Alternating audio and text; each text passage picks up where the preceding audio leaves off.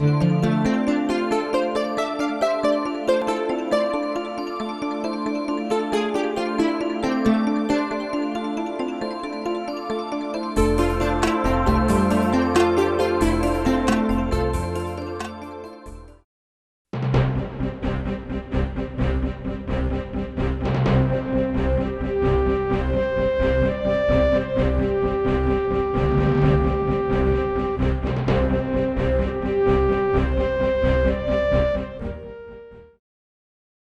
going to begin our program today by showing a brief film about corporate contributions and the Citizens United decision.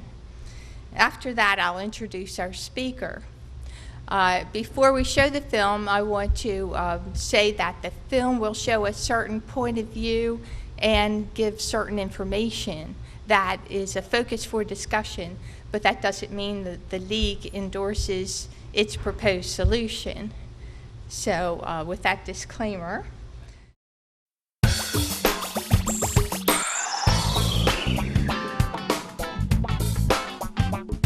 In Season 1 of The Story of Stuff, we looked at a system that creates way too much stuff and way too little of what we really want.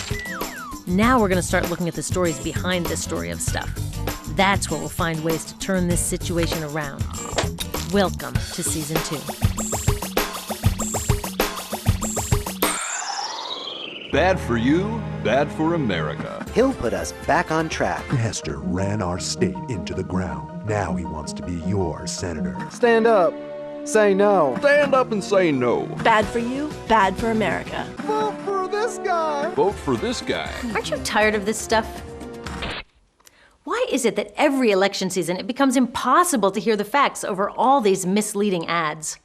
And if it seems the problem is only getting worse, that's because it is. We can thank the Supreme Court for that. In 2010, they decided that it would be just fine for corporations to spend as much money as they want telling us who to vote for. Wait, why are corporations telling us who to vote for? Let's get something straight. This is a democracy, rule by the people. I'm a person, you're a person, and Chevron, not a person. So shouldn't elections be all about what people want? Good jobs, safe products, health care, responsible government, clean air and water. It turns out the vast majority of Americans want to see a lot more done on all of these things. But what people want is going to take a back seat as long as corporations can spend millions getting lawmakers elected. Oil companies have gotten politicians to block laws protecting our climate. Manufacturers have pushed through trade agreements that gut product safety and help ship jobs overseas. Insurance companies have been the first ones consulted on health reform, and giant corporations have gotten bailouts and subsidies. Maybe that's why all kinds of people, Republicans, Democrats, independents, are totally frustrated with our government. It's the government. It's easy to get angry, but it's time we got smart and realized that the heart of our problem is not that we have bad lawmakers. We have a democracy in crisis. 85% of Americans feel that corporations have too much power in our democracy and people have too little. 85%. Hey, that's a majority. So let's get together and take our democracy back from the corporations. It's the first and most important step in making real progress on all the issues that people care most about. So how did we, the people, lose control of our democracy to begin with? Let's go back a few centuries. Back then, there were just people. Some of them owned businesses, some of them worked for businesses. Still, there were just people. Then people invented something entirely new, the corporation. These legal entities exist independently of the people who own them. If a corporation does something that gets it into trouble, the owners can say, "Don't blame me, blame the corporation. I'm just a shareholder." When the United States came into existence, corporations were easier to keep in check. Back then, the government would grant them charters for a specific short-term project, like building a bridge or a railroad. Once they fulfilled their purpose, they were disbanded. But over time, the law changed, and corporations no longer had to be turned off once their project was complete. They began to live on indefinitely, with a much more general purpose: profit. And that's how the modern corporation was born. Today's corporations have evolved to have something very dangerous in their programming. Unlike people who are driven by all kinds of motivations, doing the right thing, love for family, their country, the planet, publicly traded corporations are now required by law and the markets to pursue one single motivation above all others: Maximize value for shareholders. Make as much money as possible. That's it. No, really, that's what the law and the markets demand. Imagine a friend saying, "The only thing I care about is money." It's not someone you'd want to leave your kids with, or your democracy for that matter. Yes, it is people who run these corporations, but their human motivations come second. If they prioritize anything at all over maximizing profits, they're out of there. Can corporate leaders do good things like give to charity or try to be more green? Sure, but not if it conflicts with maximum profits. And since their humble beginnings, corporations have grown huge. 53 of the 100 biggest economies on Earth now are corporations. So corporations have a single-minded profit motive. They're humongous, and their owners can easily dodge the blame for any harm they cause. That makes them tricky to share a country with. If we want them to serve us and not the other way around, they need some basic ground rules. And that's where the government comes in, setting rules to keep things fair and safe and to protect society from corporations run amok. Now, if their main objective is to maximize profit, do you think corporations are content to follow the rules that keep them in check? No, of course not. They want to write those rules. But who is supposed to write the rules in a democracy? People. That's why one of the corporation's key strategies for sneaking into our democracy is saying that they should have the same First Amendment rights as real live people. And that's exactly how they won the 2010 Supreme Court case known as Citizens United versus FEC. In that case, 5 members of the Supreme Court decided that it's unconstitutional to put any limits on how much money corporations can spend influencing elections. Why? They said these limits violate the First Amendment guaranteeing free speech. Now, obviously, our founding fathers who wrote the First Amendment were trying to protect the free speech of people. But this decision rides on the crazy argument that corporations should be treated the same as people and get the same rights that real people get. This means corporations can spend as much as they want, whenever they want, to intimidate or crush candidates running on a platform against their interests and support candidates who will do what they ask. It's great news for corporations wanting to handpick the lawmakers whose job it is to keep them in check. Now, I am all for free speech. If every shareholder and employee at Exxon wants to personally support some oil lobbyist running for Senate, that's their right. There are millions more people who will support a different candidate. That's democracy in action. But now, Exxon or any other corporation can decide to spend unlimited dollars from its huge corporate coffers to influence an election without even consulting its shareholders. This is a big deal. If the top 100 corporations decided to throw in just 1% of their profits, they could outspend every candidate for president, House, and Senate combined. Good luck having your free speech heard over that. So did opening the floodgates on this money actually cause a flood? Sure did. In 2010, the kind of independent groups that corporations are now allowed to support spent $300 million. That's more than every midterm election since 1990 combined. So corporations are drowning out our voices, getting what they want, and our democracy is in trouble. But we can totally save it. People are so outraged by the Supreme Court decision that a massive response is mobilizing. Such a huge problem requires a huge solution, and we've got one. A new constitutional amendment. The amendment is smart and clear. It reverses this disaster to our democracy by clarifying that the First Amendment isn't meant for for-profit corporations. I get that amending the Constitution is a big, ambitious goal, but it's not impossible. Every time huge positive change has been made in this country, it's because people dreamed big, aimed high, and set ambitious goals. It's time to do that now, because the life of our democracy is on the line. Public financing of campaigns would be another huge step forward. Congress is working on a bill right now that would make it possible for candidates to get elected without corporate dollars.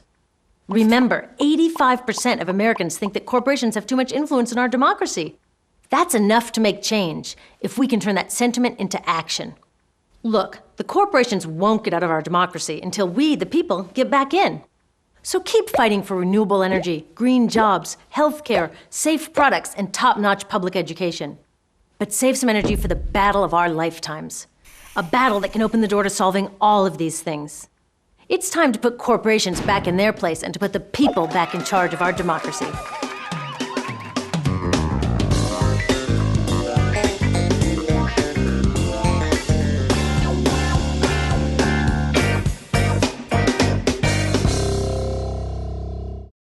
Keith Fitz-Gerald is a political science professor at the New College of Florida, where he teaches courses such as power and public policy in the U.S. He grew up in Louisville, Kentucky, and holds a Ph.D. in political science from Indiana University. He's the author of numerous articles, reports, and lectures on a wide range of topics. He's authored a book, The Face of the Nation: Immigration, the State, and National Identity. In addition to teaching and writing, Professor Fitz-Gerald has been active on many community boards and civic projects. He was co-founder of New College's Community Action Research Initiative, which worked on, among other projects, neighborhood revitalization. He has also served in the Florida House of Representatives. After his presentation, we'll have questions from the audience. Please use the microphone over there for your question and state your name. Okay.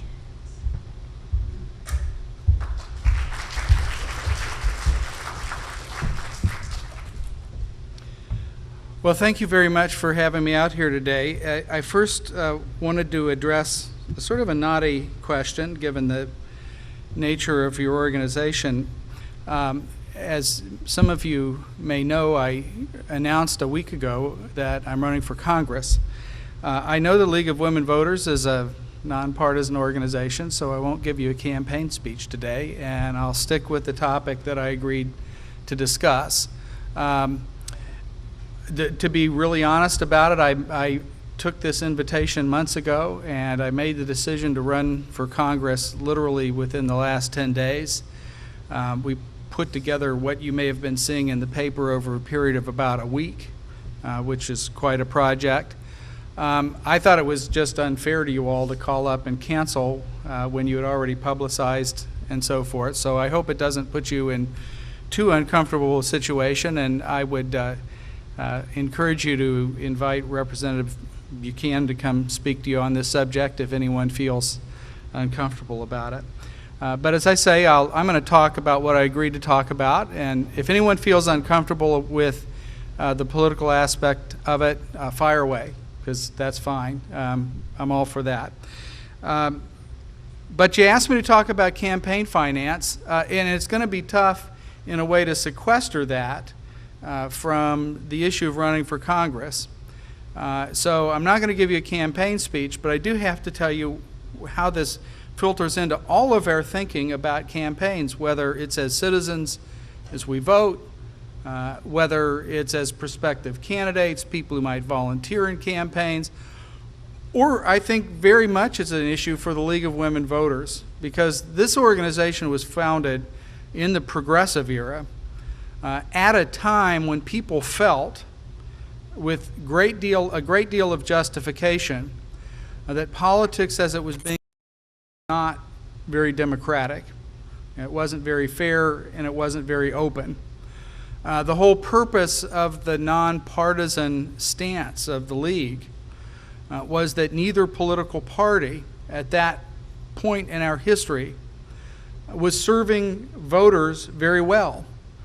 And in fact, the specific context was that the robber barons and large corporations, particularly, they had a big concern with railroads, but they were not unique, had captured a lot of the political parties. At that point in our history, they were located largely at the local level and at the state level. They had created in many of our bigger industrial cities, particularly in the Northeast, in the Midwest, machine politics that was corrupt in many, many ways. And that was really the context out of which the League emerged in the first place. And so the topic that you're dealing with today is very much tied to the entire history of the League of Women Voters and the reason it's nonpartisan in the first place. And I respect that and appreciate it. Something that you also might want to think about, just as we get into this topic a little bit, is that reforms, what we live in the residue of the last generation's reforms. So when the progressives went after the political parties, they put into place a whole bunch of reforms. League of Women Voters had a role to play in that weakened the political parties, made it more difficult for them to mobilize people. Over time, it became apparent that it actually demobilized a lot of voters. That is to say, it made it more difficult for some people to vote, and those some people were not representative of the population as a whole. So well-intended reforms actually marginalized poor people.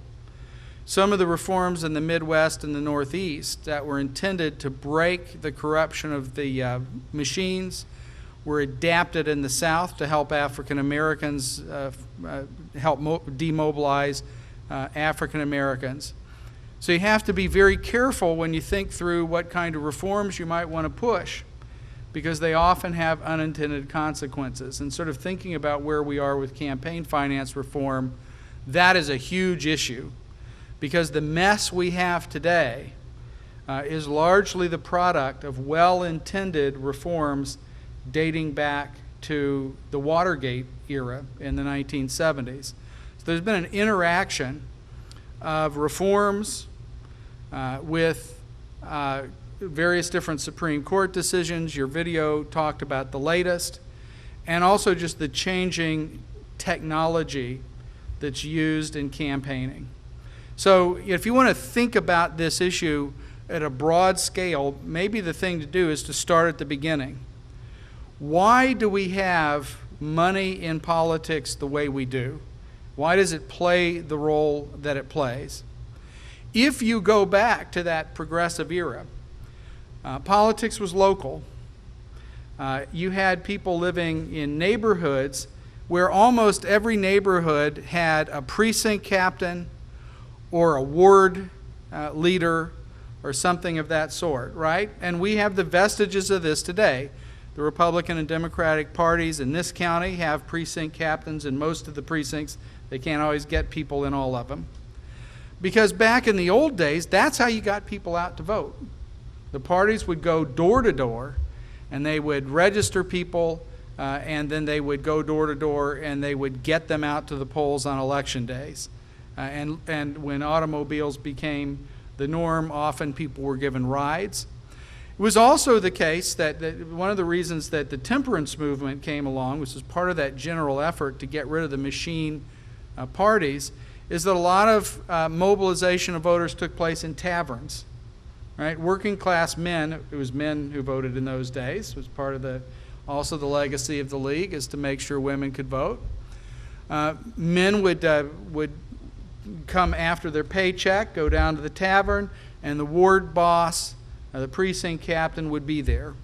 And that person would be the link between the working class folks and City Hall, right? It might be, the precinct captain might also be an alderman or whatever you called it in that particular city, a council member, right? But there would be communications between people on the ground and government as they experienced it. And a lot of people saw all of that as corrupt because it often involved doing people favors, getting people jobs, delivering certain kinds of services in exchange for votes. And that had the impact of marginalizing some people, rewarding others, and exchanging votes for benefits. But one thing about that era is that politics was direct. People could participate on their own face-to-face. So it was mainly white men, but those white men could directly interact with the political figures in the parties who would then in turn govern them. And the parties were built, particularly the Democratic Party, the parties have slightly different histories, from the ground up. You know, sometimes when I teach this stuff to students, I tell them that the Democratic Party and the Southern Baptist Church have a very similar structure, and I'm going somewhere with this. You know, the way the Southern Baptists are called a convention, right? It's a Southern Baptist convention. They don't have a pope. They have a convention, which means that each church hires a pastor, and the pastors participate in the local conventions, the state convention, and National Convention. It's very much a ground-up organization. That's the way the Democratic Party was. And that's why the Democratic Party throughout its history is very difficult to characterize ideologically. That's why in the New Deal you could have Southern Democrats who were very conservative on racial issues, and you could have liberal progressives in the Northeast and the Midwest, because it was built from the ground up. The only thing they really did as a national organization was nominate a president and a vice president every 4 years. Everything else was ground up. They didn't have to be ideologically consistent or coherent, and they didn't behave very ideologically consistently when they got to the legislature as well, which is why throughout the New Deal era, even though Democrats controlled Congress the entire time, you had a conservative coalition between Southern Democrats and Republicans throughout the country who largely dominated on a whole host of issues. So you had a kind of a balance on economic issues, populists and progressives being a little bit to the left, and then on social issues, conservatives, because the Democratic Party was really sort of a mess, right? Now, what's happened to the Baptists? Any Southern Baptists in here? What happened to the Southern Baptist Church over the last 30 years? Well, you know, they've become much more centralized. The convention actually started throwing people out of the seminaries if they didn't teach the way they thought they should teach. They started decertifying certain ministers, saying you couldn't call yourself a Baptist if you don't think like this. And it was a process of the nationalization of what had been a very bottom-up, local kind of church into one that looks a little bit more like the Catholic Church in the sense that there is a clear hierarchy with a clear dogma and doctrine, and you have to stick to it. Now, you know, I don't mean to offend. Some Baptists in here might say I'm overblowing that, but I'm really making a sociological point that the party became more, or that church became more cohesive. The New Deal and the growth of the federal government after the New Deal had the same kind of impact on the parties. It made them much more national. The Republican Party, more so than the Democratic Party, has become incredibly cohesive ideologically. But from the standpoint of running an election, it means that it's a big, gigantic, bureaucratic organization, right? It looks more like, say, a large corporation than a bunch of folks down on the ground getting their neighbors out to vote, okay? So the nature of the parties have changed. Another gigantic change is the communication went from neighborhood to neighborhood, street to street, parish to parish in the Catholic neighborhoods in the industrial Midwest and the Northeast, synagogue to synagogue. Parishes were always important sites of political mobilization for working class people in this country. And campaigns became more televisual and used other forms of mass communication. First radio, then television, and now, of course, the mass mail that you get every election.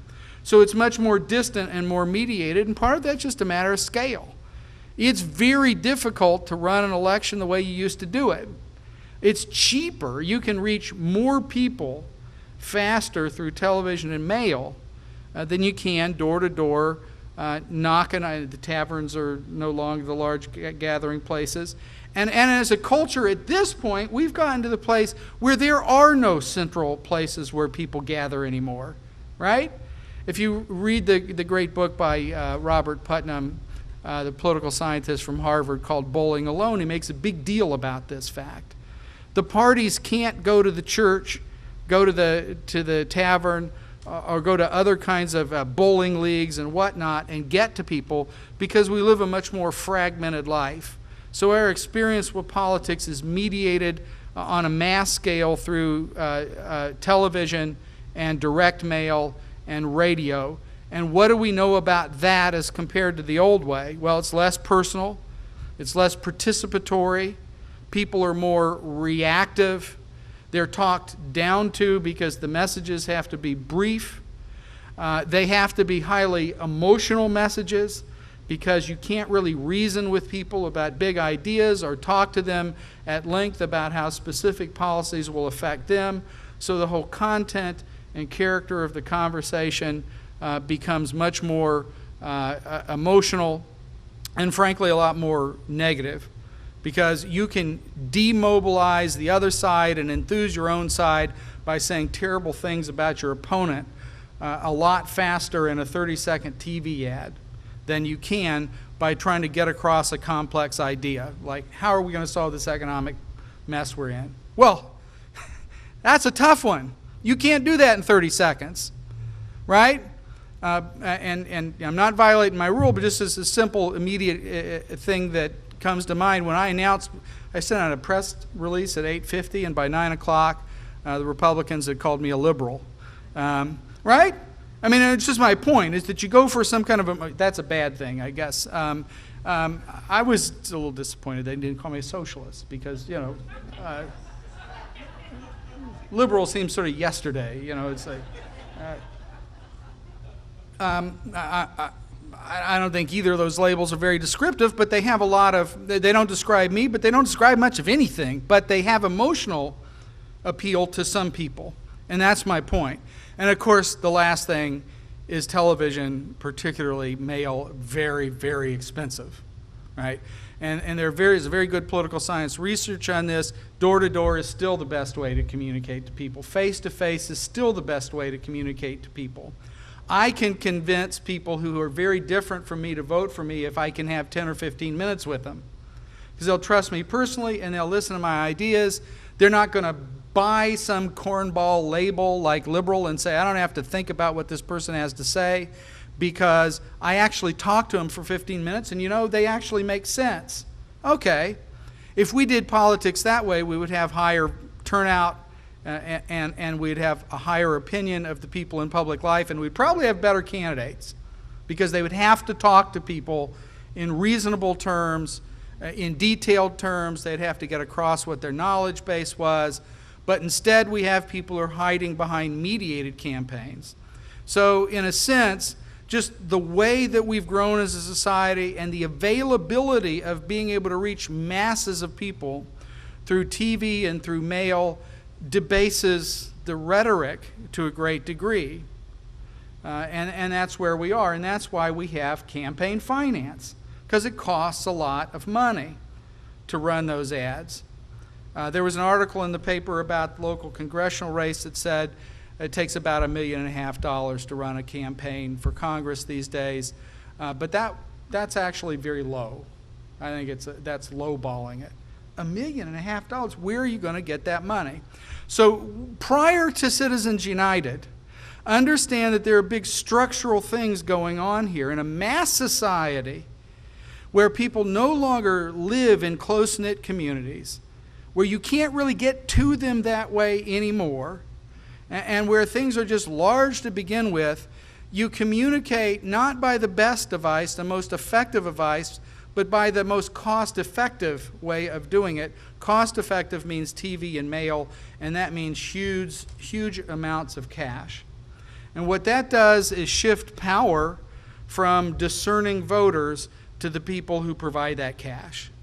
It wasn't necessarily anything anybody planned. It wasn't a Republican or a Democrat. It wasn't something evil or insidious. It evolved that way for structural reasons. The power shifts away from the citizens and the voters and toward the people who have a lot of cash to disposable income that they can give in a campaign. Now, let me make another little shift, because one of the things I want you to understand about this is what a profound impact it has on public policy. And so just let me put this out here, then I want to go back to some of these reforms, Citizen United. Okay. I served in the legislature in Tallahassee. Where is this power actually implemented? And I really want you to understand this. It's very important. Is it the case that some lobbyist comes in to my office or somebody's office, they didn't really try this with me, but to somebody's office, and say, if you vote this way on this particular bill, we will give you this much money for your next campaign? Is that how it works? Well, not really. Now, I will tell you that there are efforts sometimes to bring up, I like to say it's not a quid pro quo, but the quid and the quo are spoken about in the same conversation. Okay, they'll say, well, we'd really like your help on this bill, and then 5 minutes later they'll say, we've always regarded you as a friend, and we will in the future, maybe. But that's not really it. I mean, if that were the problem, it really wouldn't be hard to fix it. The problem is that many issues are simply not discussed in the first place. That's the real problem. Why not? Okay, well, let's go back to this. Gerrymandering plays a role. In any given legislature, whether it's a state legislature or Congress, there are only a few competitive seats. Why? Because the seats are drawn to be uncompetitive. Now, some seats are just going to be uncompetitive. Democrats tend to cluster in cities, so they are often going to be living in 60 and 70% Democratic districts. Republicans are more prolific in rural areas. They may be in a lot of 60% districts. But the gerrymandering process does a very careful job of sorting it out, so you really only have a few competitive seats. Okay? And what that means is that you're going to focus all the money in a few seats, and you're just going to do hit pieces on the people who step out of line in those competitive seats. But then every member of the legislature knows that their job, if they want to climb the power ladder within their party, is to raise money for the party in those seats. So when I ran for the state legislature, my opponents never did as good a job of fundraising as I did, but I was always outspent 10-1 because the money didn't come from my opponents, it came from the Republican Party of Florida. And where did the Republican Party of Florida get its money? It got it from various different interest groups, largely associated with the business community, but others as well, right? So when somebody would come into my office and say, I'll be your friend, I'm thinking, well, possibly $500 check, but on the other hand, they're going to write a $500,000 check to the Republican Party of Florida, which then might use it against me in the next campaign. So what in the heck, why would I sell out for $500 if I were inclined to do that, which I wouldn't do, obviously, because that's not who I am, but some people would. But I'm not going to do that. It's not rational is my point. So, so it doesn't make any sense that way. So when you have just a few competitive seats, now you've got huge amounts of money. And I want to emphasize this point that if you're going to go up the power ladder in your own party, you probably have to be one of those people going out and getting that huge amount of money for your party in the next election. And you'll often find, I was an anomaly, you don't often find people in positions of leadership in a party if they're from a marginal district or a tough district, because they're the ones who are dependent on the other people to raise the money. I got a leadership position because I'm a policy wonk, and I knew more about policy than other people in my caucus, so they made me the policy chair. But that was really unusual, and I could get away with this stuff with the lobbyists because they knew I actually knew something, which is a little bit unusual in a legislature. So they had to be nice to me because I'd ask questions and cause problems for them just because I was interested in policy. I mean, so there you are. This is before Citizens United ever gets into it. Well, we saw this. Now we've got a timeline of history, and then we've got mechanics, that the money is driving everything because that's how you get and maintain power, both at the level of winning seats as a party, but also climbing the political ladder. You have to be raising money. You have to be raising huge amounts of money. And that means you don't even go towards certain kind of potential issues. Right now in this last this year in Congress, they've spent hours and hours and hours talking about card swipe fees. How much time have they spent on the floor of the House of Representatives talking about unemployment? Anybody know the answer to that? It's zero. Hours and hours and hours of committees and floor time on card swipe fees. Nothing on unemployment. We have 9.1% unemployment in this country, and the House of Representatives is doing nothing about it. And the reason is that card swipe fees are extremely important to some big contributors. Unemployment is not the biggest problem for Citibank, Bank of America. It's not their big problem. So you stay away from that. The only thing that's going to happen to you if you address that issue is you're going to get in trouble with some big contributors. So just don't go there. Right? And some of it has to do with the president and so forth, but you don't talk about all kinds of issues. So one of the biggest impacts of money on politics is that it hamstrings us from tackling the toughest problems we have. And you can take that out to everything from the immediate economic crisis we have to global warming. Just don't go there, because those issues are tough, and they might offend somebody with a lot of money. So this whole structural thing of running our elections on a lot of money has corrupted the entire political process. So when you get that Facebook email that's floating around saying members of Congress are fully vested in their pension as soon as they show up, it's not true, by the way, I checked. You're not vested for 5 years, but you've seen this, right? Oh, those people in Congress, they get $173,000 and they're entitled to it for the rest of their life. No, you're missing the boat. That's not where the corruption is. The corruption is not taking sacks of cash. It's not taking bribes. It's not big benefits you're getting in your paycheck. It's not going on junkets. Some of those junkets they go on are actually work-related and are very important. No, the corruption is systematic and it's completely legal.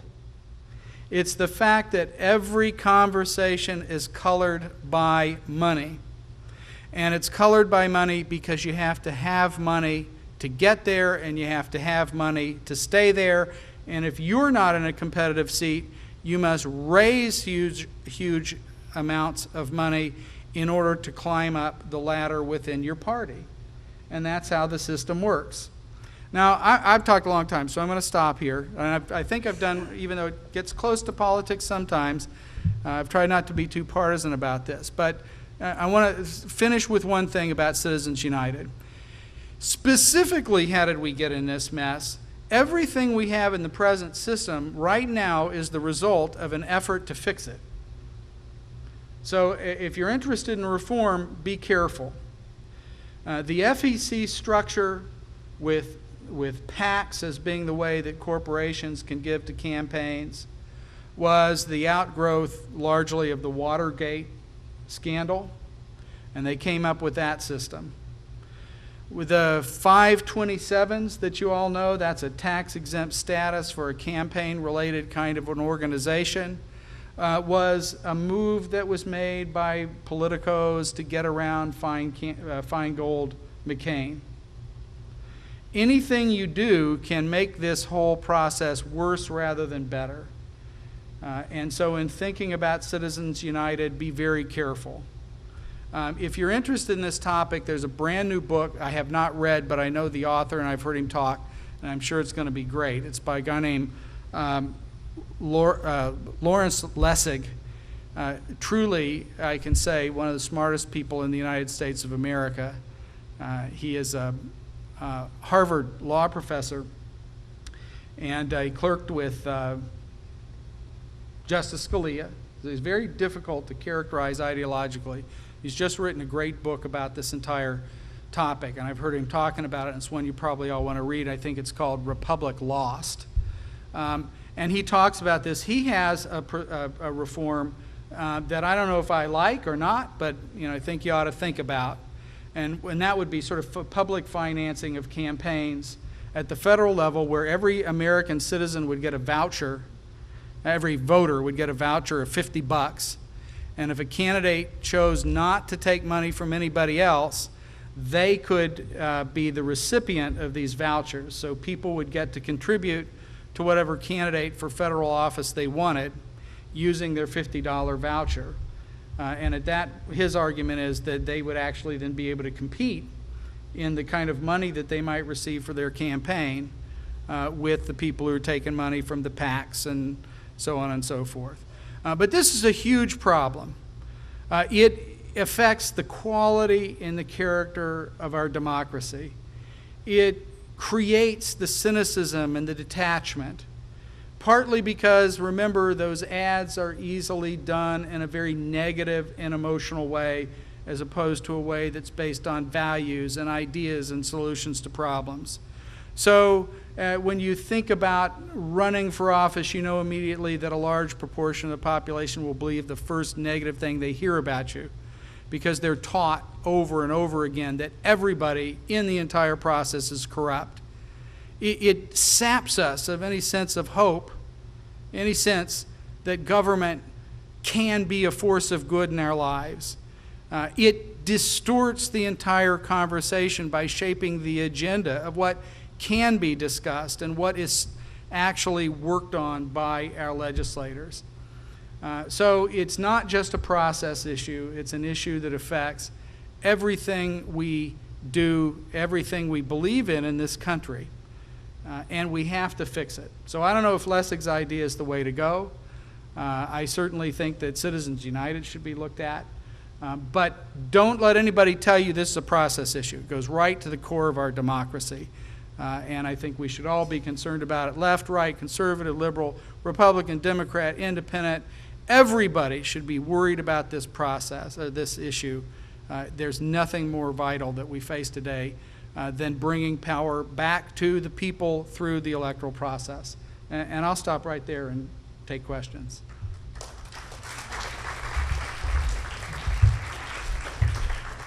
Thank you very much. I'd like to ask questioners to go to the microphone and state your name before you ask your question. Thank you. I'm so interested in hearing your talk. You're always very interesting to listen to. My name is Bob Filipoff. My question is, I'll just take it with your last statement, bringing power back to the people through the electoral process. Well, there is a movement now underway, which many commentators are saying is unprecedented now, and seems to be the beginning of a genuinely populist movement, which is the Occupy Together, Occupy Wall Street movement. We have Occupy Bradenton last Sunday, and there's once again at this Sunday at 9 a.m. at 43rd and Manatee, will be Occupy Bradenton. It's a movement that's all over the country. It's very exciting. And my question is, given the importance of mass movements in moving governments through you look at the New Deal and the New Deal legislation and the struggles, the labor struggles that went on to bring about a New Deal legislation, don't you think that the Occupy Together movement is a vehicle that can help bring about, hopefully can help bring about a progressive change in the way money is handled in politics? Well, I think that it's an interesting phenomenon. I don't know exactly what to make out of it yet, because I think one of the things that's fascinating about it is that we don't really know where it's going. One of the features that the people involved have stressed is that they don't see themselves as specifically political. They're not Democrats or Republicans. They're not advocating any particular policy agenda. They're simply making broad statements that we should be focused on the needs of the people as a whole. And you have Ron Paul libertarians there, and you have people on the left end of the spectrum, but I think you have a lot of people who are just fed up with mainstream politics. So I think it's a very important phenomenon. I think it's a phenomenon that bears watching. I'll tell you, and some of you may not believe me when I say this, but it's true. When the Tea Party started initially, I had some hope for that. You know, the people in the Tea Party, I think, are motivated in large part because they have, a lot of them, not all of them, but a lot of them have a gut feeling that government is not on their side. And I think they're right. Now, I think that movement largely has been co-opted in many ways. I don't mean to say that the people in it are all fools or something like that. But when people express their dissatisfaction with the status quo by going out and exercising their free speech rights, I think we should be encouraged by that, even if we disagree with it. And I do think it's sort of fascinating how quickly some people have come out and condemned these folks, some of the same people who embraced the Tea Party. Because to me, just looking at it from 30,000 feet, it's a similar kind of phenomenon. People are fed up. And they're right to be fed up. I mean, I think that whether you like the president's job plan or you think there's some other idea out there that would be better, the fact that leaders in Congress have just chosen not to act in the face of 9.1% unemployment and almost 20% underemployment is outrageous. It's ridiculous. So, let's have a good debate about how to do it right. But you just say, oh no, we're going to wait until after the next election. We don't play unless we do it with our team. What? I mean, really? So, so I don't know what to make out of this thing yet, but I'm certainly not, you can't really embrace it because you don't exactly know where it's headed. I think it's in its initial stages.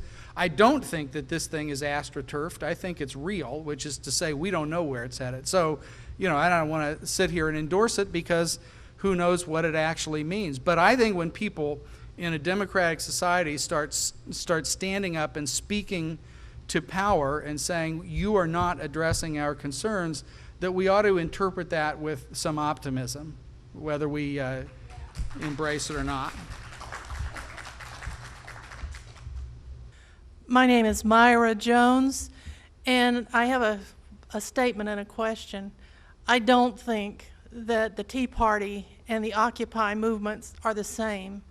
The Tea Party people are astroturf. They're funded by big corporations, and whatever they've done has been done at the manipulation of the people that own them.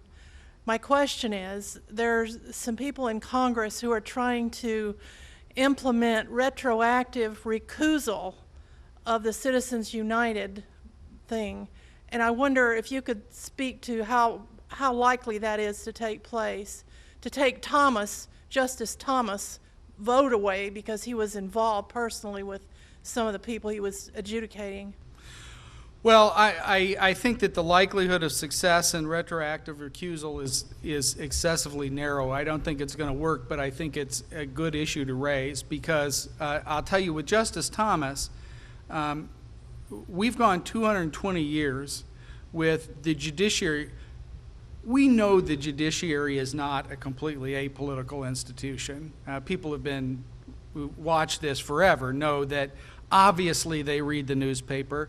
Obviously they come from somewhere. Obviously they have their own point of view. But there's a kind of set of rules about this that they don't become overtly partisan. And they stick in the way they make their decisions to justifications that are rooted solely in the law. And we have actually two, but more egregiously one member of the Supreme Court who goes around all the time to political gatherings that are explicitly partisan, expressing his views on all kinds of things, and whose wife is employed by one of them, and which means that his household income is coming from that. And that really undermines the whole value of the Supreme Court as one of the political institutions that is supposed to operate counter to the hardcore, nitty-gritty, partisan way that the rest of the process works. And I think that that's wrong, and we need to do something about it. And I don't know if any kind of retroactive recusal is going to get anywhere. But I certainly think that it would be appropriate for Congress to put some rules into place, some ethical rules into place, to say that people sitting in the federal court should not be directly involved in partisan politics. I do think that we may have to think about with Citizens United some kind of constitutional remedy. You know, I spent a lot of time reading the Founding Fathers, and the idea that the Founding Fathers would, you know, what the Founding Fathers, one of the key things that they were obsessed with is the notion of corruption.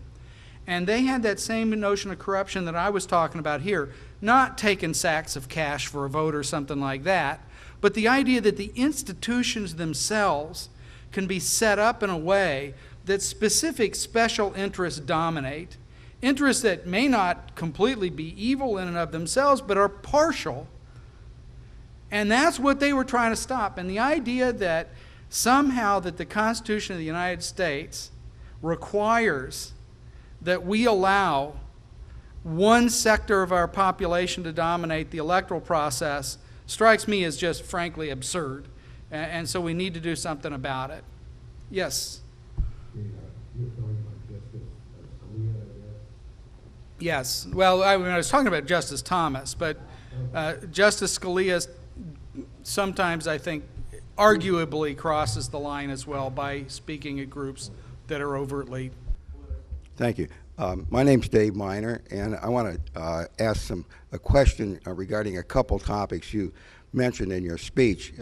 One is you talked about local political activity and local government, and the other is about gerrymandering. As you well know, that the League took a position in support of what are known as Amendments 5 and 6 that were on the ballot this past year, to bring about what has been capsulized as fair districting for Florida legislative seats, and 6 was about congressional seats, to address one of the problems that you spoke about. My question is, how do you feel about applying those standards of fair districting that were endorsed by Florida residents and people in this county to local government, the county commission, school boards, those kind of races? Well, I'm in favor of it. I think that the principles behind fair districts, there are going to be people who argue about the practicalities of implementing, but the principle is that the people ought to be choosing the politicians, not the politicians choosing the people. And I think that that's a good principle, and it should be applied at the local level. And let me just say that you know, one of the reasons I don't like these little ideological boxes that people try to put you in is that, you know, throughout the United States, history of the United States, progressives have tended to want to centralize power for a lot of tactical reasons. Some of it had to do with race, the fact that states were often using their power to protect racially obnoxious practices, and so the people in the progressive end of the scale sought to move power up to a federal level where they thought progressive values would have a greater chance.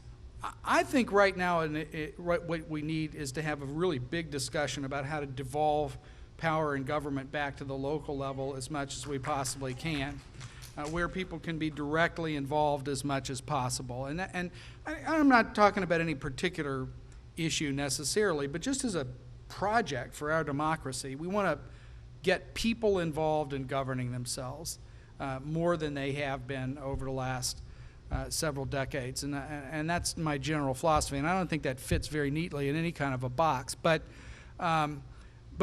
sure, at the local level, we should come up with districts that reflect the communities that people live in. That's all. It's fairly simple. Now, how you go about that's tough. You know, that's a different issue. But I would certainly support that in principle. My name is Sue Schifrin.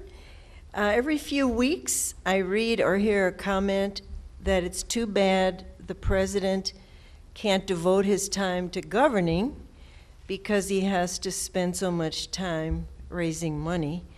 And then 5 minutes later, somebody said, well, it probably doesn't matter anyway, because nothing is going to happen, and nothing significant is going to happen politically until after the next election. Well, I think you just invited me to sort of reiterate what I said before. Members of Congress spend between 30 and 70% of their time raising money. So it gets in the newspaper when the president does it, but it's pervasive, and it's for the reasons I've discussed and explained here. and no one gets off the hook. And by the way, if you're not going to be the recipient of the PAC money, but you actually want to have a role to play, you have to raise the money from individuals. It's if you get in it, you don't have an option. You can be some kind of gadfly who runs and makes his neighbors scratch their head about what's going on in your crazy mind. But otherwise, if you're serious about it, you're going to raise money. And I just think that's a huge problem. But as much as these structural issues come into play, at some point, character matters. And the idea that we have political leaders who will say, well, we're just not going to engage, and I'm sorry, I know it's supposed to be you asked me a question and I'm responding it. This is why I decided to run, so I can't help myself. The idea that you have people in positions of political power who simply say, we choose not to do our jobs because we don't like who the president is simply unacceptable. That's not leadership. And if any of the people who try to present themselves as moderates had, over this summer during this debt crisis stuff, gotten up and said, wait a second, the country is at risk here. We can't be playing these political games. Let's get serious and solve this problem, make it go away, because you all understand that debt crisis problem was completely concocted. It was a phony problem from day one. You had a group of radical people who took a procedural thing and then hijacked the entire government and threatened to crash the world economy in order to make a political point. And then their so-called moderate allies said, well, yes, we must work through. No. If somebody had had the leadership to stand up and say, we cannot play games with this country and its economy and the fate of millions of people here and around the globe, the problem would have gone away. So I do think these problems are structural, but we need some leaders who have the character to stand up and do the right thing.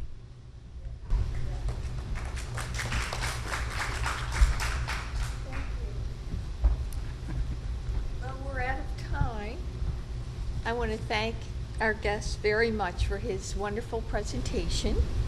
He's given us a lot to think about, and you all, if you get interested in working on this, you can be active in the league and our efforts, and you can also contact your legislators and tell them you want them to do something about this campaign finance.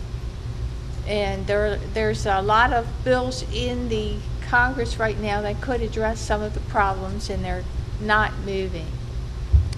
Our program for November will be on health care, another hot topic, and that'll be the second Monday in November, right here.